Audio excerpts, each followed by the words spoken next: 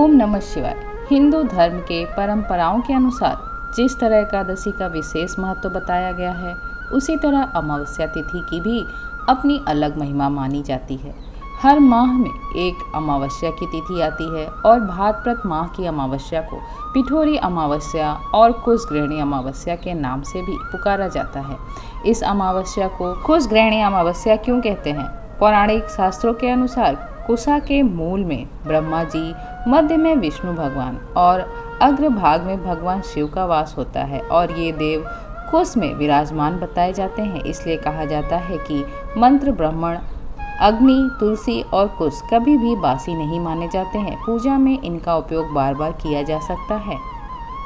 मत्स्य पुराण के अनुसार जब भगवान विष्णु ने वराह अवतार धारण किया था और पृथ्वी को समुद्र से निकालकर जब सभी प्राणियों की रक्षा की थी, उस समय तब भगवान वराह ने अपने शरीर को झटका था। तब उसके शरीर से कुछ रोम धरती पर गिर गए थे। मान्यता है कि उन्हीं रोमों से धरती पर कुश की उत्पत्ति हुई। इसी कारण से कुश बहुत ही पवित्र मानी जाती है। पिठोरी अमावस्या के दिन अपने पितरों की आत्मा की शांति के लिए धार्मिक कार्य अथवा यज्ञ आदि करवाए जाते हैं। पिठोरी अमावस्या वाले दिन घर के सबसे बड़े सदस्य के द्वारा व्रत रखा जाता है ताकि पितरों की आत्मा को मुक्ति प्राप्त हो जाए। इस व्रत वाले दिन पितरों की पूजा की जाती है एवं गरीबों अथवा ब्राह्मणों को दान पुण्य आदि किया जाता है। पिठोरी अमावस्या व्रत का महत्व सबसे पहले भगवान देवराज इंद्र की पत्नी सची ने माता पार्वती को बताया था। इस अमावस्या वाले दिन रात्रि काली होती है, जिसके कारण इसे कुशाग्रह अमावस्या भी कहा जाता है। यदि कोई स्त्री पिठोरी अमावस्या का व्रत पूरे विधि विधान से करे तो उसे जीवन में सभी सुख एवं समृद्धि की प्राप्ति होती है।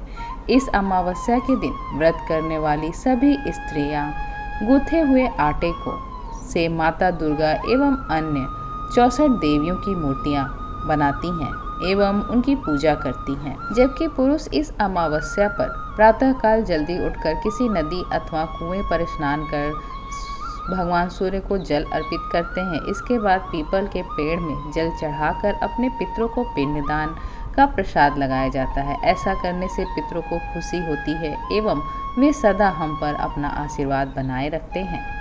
आइए सुनते हैं पिठोरी अमावस्या की कथा।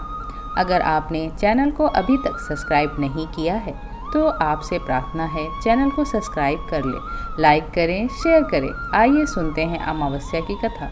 एक गरीब बुढ़िया थी।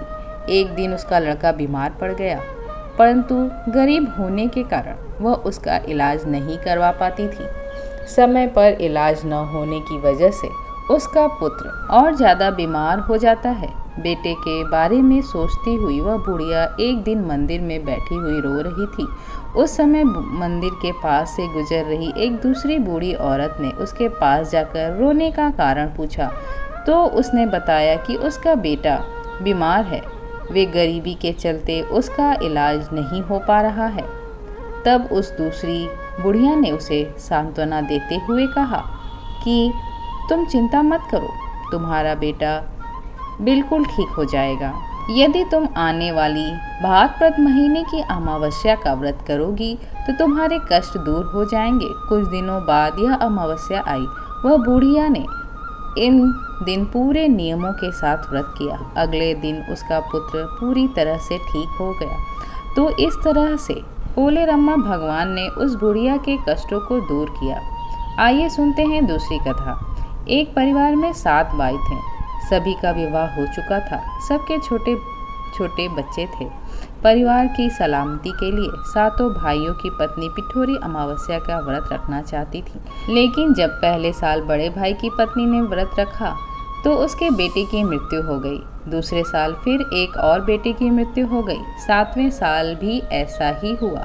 तब बड़े भाई की पत्नी ने इस बार अपने मृत पुत्र का शव कहीं छिपा दिया। गांव की कुल देवी माँ पोलेरम्मा उस समय गांव के लोगों की रक्षा के लिए पहरा दे रही थी। उन्होंने जब इस दुखी माँ को देखा तो वजह जाननी चाहिए। तब बड़े भाई की पत्नी ने सारा किस्सा सुनाया तो देवी पोलेरम्मा को दया आ गई। उन्होंने उस दुखी माँ से कहा कि वह उन स्थानों पर यह हल्दी छिड़क दे जहाँ जहाँ उनके बेटों का अंतिम संस्कार हुआ है, माँ ने ऐसा ही किया। जब वह घर लौटी तो सातों पुत्र को जीवित देखा। उनकी खुशी का ठिकाना न रहा। तभी से उस गांव की हर माँ अपने बच्चे की लंबी आयु की कामना के लिए पिठोरी अमावस्या का व्रत रखने लगी। यह व्रत उन सभी महिलाओं को करना चाहिए जिनकी संतान हो। इस दिन प्रातः जल्दी उठकर स्नान करें, यदि संभव हो तो किसी पवित्र नदी में स्नान करें। स्नान के बाद सूर्य भगवान को जल अर्पण करें। चूँकि अमावस्या को पितरों का दिन कहा जाता है, इसलिए इस दिन पिंडदान और तर्पण का भी महत्व है। इसके पश्चात पूजन हेतु आटे से देवियों की 64 प्रतिमा या पिंड बनाएं। इन सभी 64 प्रतिमा को एक साथ एक पाटे पर रखें। भगवान को भोग लगाने के लिए आटे से बनने वाले व्यंजन बनाएं। संध्या समय विधि विधान से देवी की पूजा करें। पूजन के समय देवी की प्रतिमा को सुहाग का सामान चढ़ाएं। पूजन के पश्चात ब्राह्मणों को भोजन करा के स्वयं भोजन करें। प्रिय भक्तजनों, उम्मीद है कि आपको ये कथा पसंद आई होगी। वीडियो को लाइक करें, शेयर करें और चैनल को सब्सक्राइब करें। आपका बहुत बहुत धन्यवाद। मिलते हैं नेक्स्ट वीडियो में। तब तक के लिए नमस्कार।